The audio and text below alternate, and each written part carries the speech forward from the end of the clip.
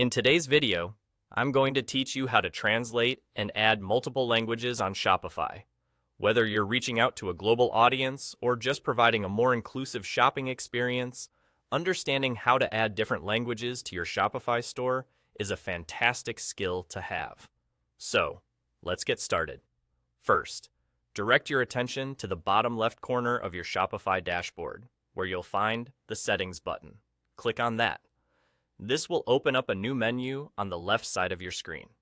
What we want from that menu is the Languages option, so go ahead and select that. This is your gateway to introducing different tongues to your site, a crucial step in connecting with diverse customer bases. Once you're in the Languages section, the next thing you'll need to do is click on the Add Language button. But before you can proceed with adding a new language, Shopify will prompt you to install the Shopify Translate and Adapt app. This app is an essential tool. It's not just about translations. It helps you adapt content to fit linguistic and cultural nuances, making your store more accessible and relatable. After you have the app installed, it's time to select a language you'd like to add to your site. You'll have an extensive list to choose from, catering to various markets around the globe. Once you've made your selection, click on Translate. This isn't just a literal translation.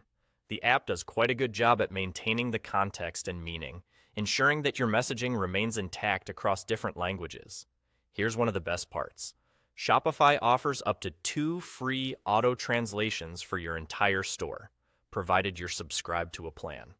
This can be a real advantage, especially if you're just starting out and want to test the waters before fully committing to a multi-language setup.